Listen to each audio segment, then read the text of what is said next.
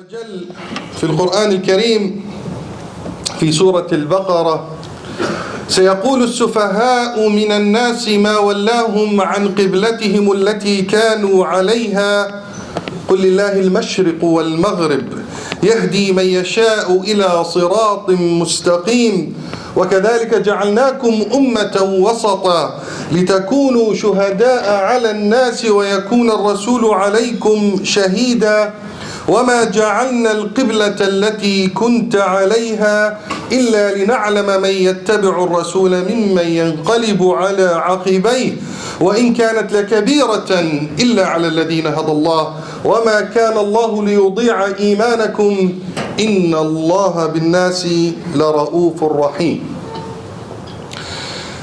The ayah that I just recited or read is, subhanallah, very important and relevant to what we see of fitan we have in our days.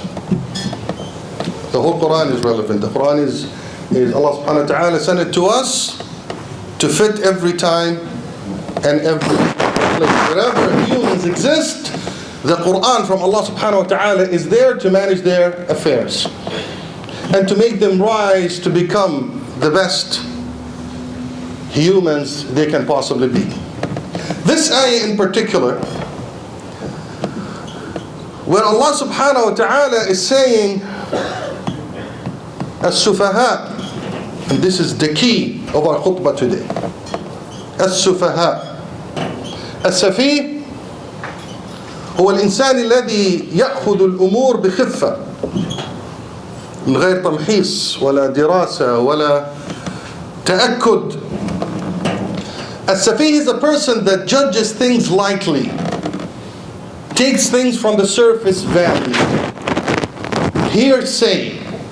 Anything will twist their minds. Whether it's deliberate safaha, with the intention to cause a disturbance, or it's because the person is full of hatred, envy, حسدا من عند أنفسهم, or the person is just a light person when they deal with knowledge. Allah subhanahu wa ta'ala described certain people in Medina at the time of Muhammad sallallahu alaihi wasallam bis-sufaha. And those sufaha, with their actions and their judgments, Allah subhanahu wa ta'ala gave a nubu'ah to Muhammad sallallahu alaihi wasallam, saying, those sufaha, they will say, ما ولاهم عن قبلتهم التي كانوا عليها. As we all know, and it's authenticated in the hadith, that Muslims used to pray towards Bayt al-Maqdis, al-Quds. And that qibla was the qibla al-Muslimin, according to hadith, for about a year and a half after they established their system in Medina, praying towards Al-Quds. So Mecca is in the south, Medina here, and then Al-Quds in the north. So you used to face the north. And then the order came from Allah subhanahu wa ta'ala to فَوَلِّ وَجْهَكَ شطر المسجد الحرام. Change your qibla from north to south to Al-Kaaba. This is a very big event.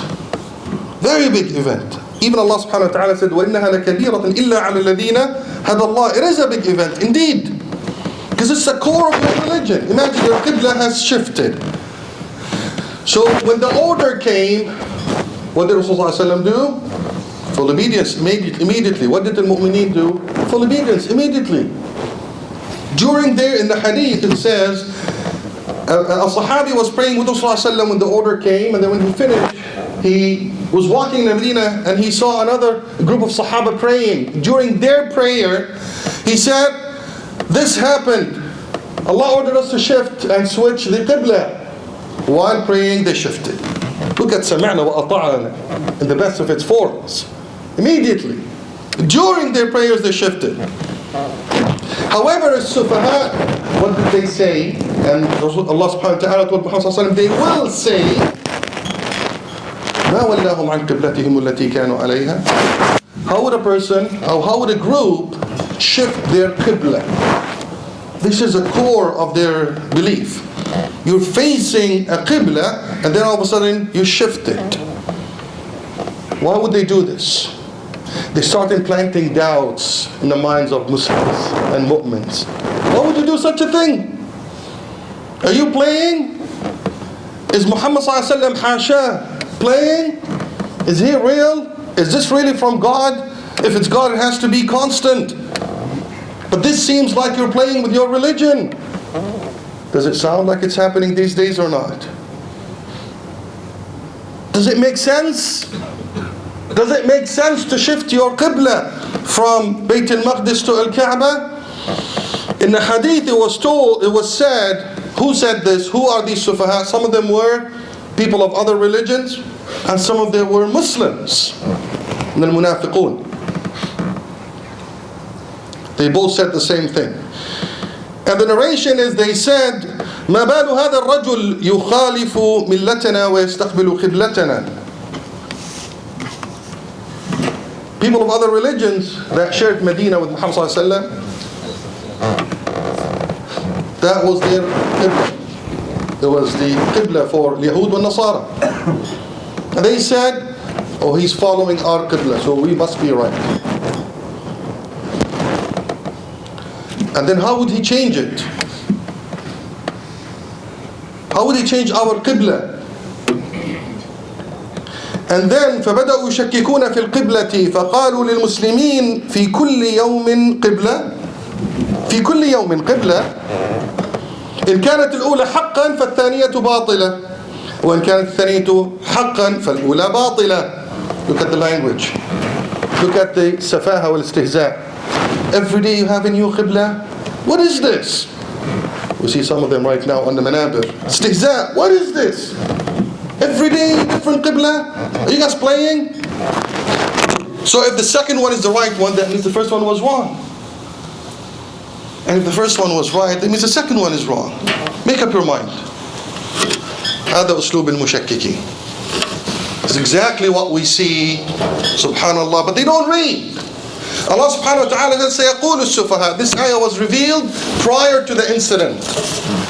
But if those sufaha had listened to Rasulullah sallallahu alaihi wasallam, they would have said, no, we're not going to say this. But they don't read. And if they read, they don't want to understand. Because they have different intentions. They want to implant a shak, doubt in the hearts of mu'mineen. But they will never be able to do this as long as we have the Quran Kareem in our hands. So what is the story behind switching al-Qibla? Because as we said, someone can come and tell you, are you guys playing? Does that make sense? You change your Qibla, which is the core of your deen? Well, let's listen to the hikmah of the Holy Quran, hikmatullah subhanahu wa ta'ala. First of all, we need to know that there's nothing honored or superior or has a preferred status on earth unless Allah subhanahu wa ta'ala gives it the status. So there's nothing in its own has the honor and the status and superiority. So the status was given to Bayt al-Maqdis as a Qibla al-Muslimin by whom? By Allah subhanahu wa ta'ala. When Allah subhanahu wa ta'ala decided to shift the status to al-Kaaba, it's Allah's order. This is why some ulama say, ulama al-ajilla, they say, انظر إلى الآمر ولا تنظر إلى الأمر. Think of who gave you the order. Don't get caught up in the order itself. Who gave us the order? Allah subhanahu wa ta'ala. So the idea here is to detach humans from surfaces, from materials, and attach themselves to the order of Allah subhanahu wa ta'ala. It's whatever Allah subhanahu wa ta'ala said. As long as it's authenticated, we follow the order of Allah subhanahu wa ta'ala. Period. And this is why Umar ibn al-Khattab radiyallahu anhu wa ardah, he had that wisdom and he understood when he used to kiss al-Hajar al-Aswad as out of respect. What would he say? إني أعلم أنك حجر لا تضر ولا تنفع ولولا أني رأيت رسول الله صلى الله عليه وسلم يقبلك ما قبلتك. Because of the understanding. He saw Rasulullah صلى الله عليه وسلم kissing al-Hajar al-Aswad. Now some people would tell you, what are you guys doing? It's a hajar, it's a stone. However, Umar ibn Khattab said, I do this, oh by Allah, I know that you're just a stone. You're not going to harm me nor going to benefit me. However, if it wasn't for me seeing Rasulullah sallallahu alaihi wasallam doing it, I wouldn't have done it. So the idea here is, there's a sha'air, there's a hikmah, there's a wisdom, and then there's a commitment in sami'na wa ata'na, in following amr Allah subhanahu wa ta'ala wa amr Rasul wa ati'u Allah wa ati'u Rasul. So this is what the mu'mineen are about, is following that order first, and understanding وَمَا كَانَ اللَّهُ لِيُضِيعَ إِيمَانَكُمْ إِنَّ اللَّهَ بِالنَّاسِ لَرَؤُوفٌ رَحِيمٌ. In the ayah, Allah subhanahu wa ta'ala said, don't worry, Allah subhanahu wa ta'ala is not going to waste your iman. Trust Allah subhanahu wa ta'ala. It's not going to put you in a position where you're doing something that wrong or harmful. Even if it appears shaky to others, trust in the wisdom of Allah subhanahu wa ta'ala. Number two, in the wisdom, why did we shift the Qibla? Al-Kaaba, prior to the Risalat Muhammad sallallahu alaihi wasallam, used to be known as the Bayt al-Arab, the house of Arab. And it was Fakhr al-Arab, the pride of Arab and the pride of Arabia. They have the Kaaba.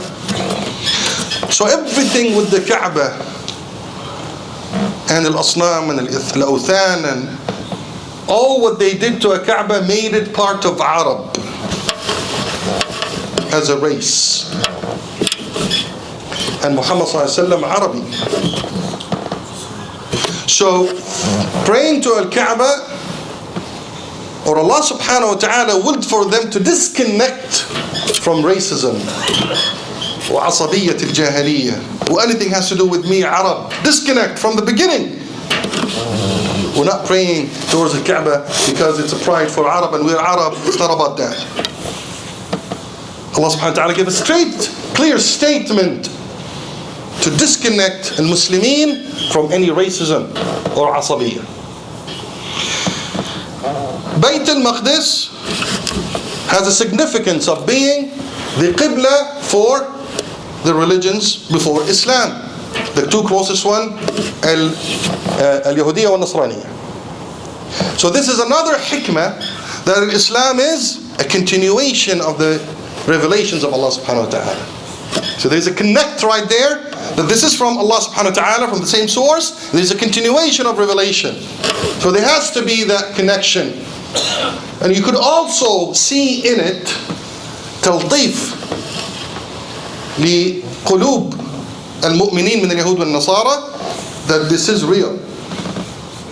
To tell them this is, you need to continue with this because this is part of you. Another wisdom. Allah subhanahu wa ta'ala said and gave us a clear answer, لنعلم من يتبع الرسول ممن ينقلب على عقبيه. Every time there's such a shaking event, what happens to people? ليميز الخبيث من الطيب. Immediately, people will come in two groups. من يتبع الرسول, those that will say, as long as it's Muhammad sallallahu alaihi wasallam, I'm in, no doubt, no questions asked. Even if this person or that mufakkir Islami or that, well, I don't know what, making it sound like it's shaky, it's in the Quran, it's authenticated, it's Rasul sallallahu alaihi wasallam, I'm in, no doubt, don't talk to me. مِمَّا يَنْقَلِبُ عَلَىٰ عَقِبَيْهِ. From those that will say, no, that doesn't make sense. So maybe this is not from deen. Immediately, they want to shake you from within. They want to shake your iman. And Allah subhanahu wa ta'ala wants to tell you, stay strong and steadfast. إعادة إلى الأصول الحنيفية بيت إبراهيم صلى الله عليه وسلم. Another wisdom is Al-Kaaba is the beginning of Al-Hanifiyya with Ibrahim alayhi salatu wasalam, ala Rasulullah salatu wasalam. So this is to say it started Hanifiyya with Ibrahim and it ends ala deen Ibrahim al-Hanifiyya برسالة Muhammad sallallahu alayhi wasallam. Because it's Khatam al-Anbiya wa Khatam al-Rusul. That's where it ends. There's nothing going to come after it. And the last point was mentioned by some of the ulama al-mufassirin is istiqlaliyat wa tamayyuz al-Islam. As a Muslim, yes, you have a continuation in the Risala, but you have istiqlal, you have independence, and you have a distinct Risala. Because Allah subhanahu wa ta'ala made it the end, the final. There has to be something different, so there will not be any confusion. So there are a lot of things in Islam that will show that you are a Muslim. It's done deliberately with a wisdom. So you can be proud about your deen, and you can be visible, you can be strong as a Muslim.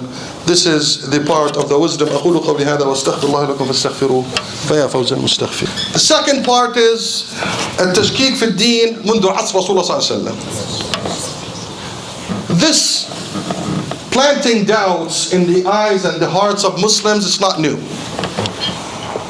Every time we have somebody new that come, a lot of names I want to mention and I don't want to mention, Arab and non-Arab, from different backgrounds, they will come and they will call themselves mufakkirun wa mujaddidun, reformers. They want to fix Islam and change Islam. Their ways are always clear. Same way. They claim they want to fix Islam. They claim there's something wrong. Islam is not working. Islam is not universal anymore. Islam doesn't fit our life anymore. People in Japan, they can't follow this. It doesn't work. Let's fix it. And by the way, most of them, I don't say all, have zero knowledge in Islam.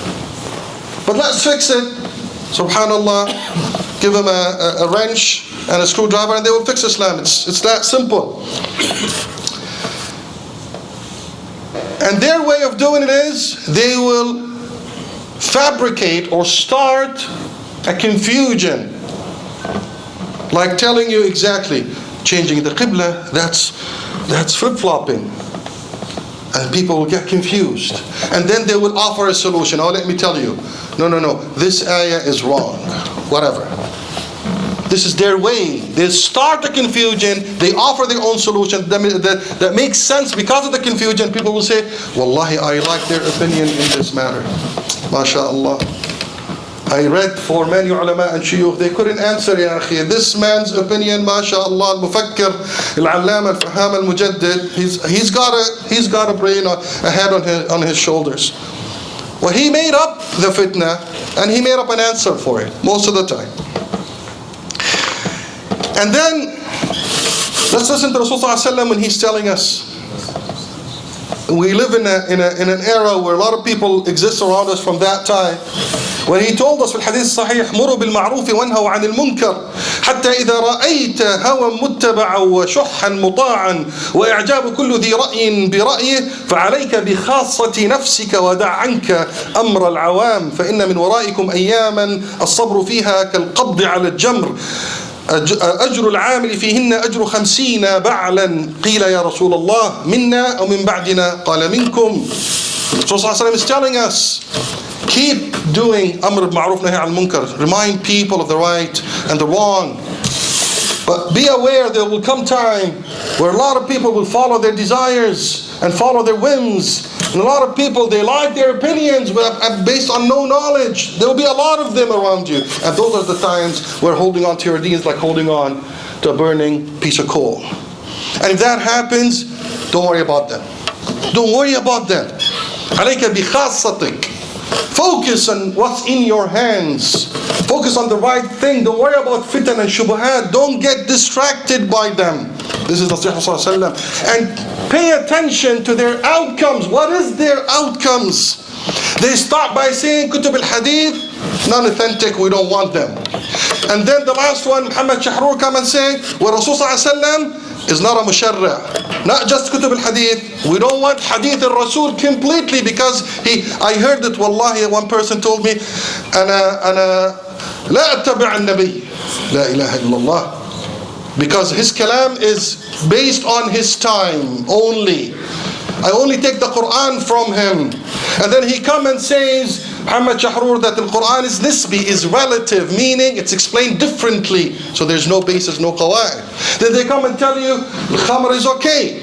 Then they come and say, Muslimat, take off your hijab because your awrah has nothing to do with your hijab. It's only covering the private parts. Then they come and say, you don't have to fast Ramadan because it's difficult, and they read the ayah wrong, say عَلَى الَّذِينَ يُطِيقُونَهُ, you don't have to do it.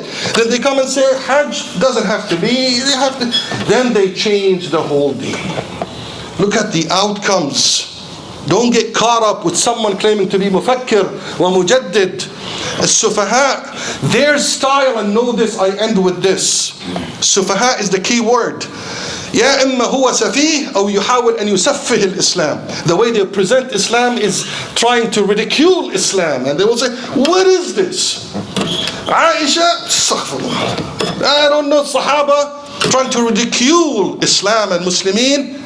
This is as-safaha was-sufaha. They either ridicule Islam or the symbols of Islam, and they ridicule themselves. We ask Allah subhanahu wa ta'ala to protect us from those sufaha. We ask Allah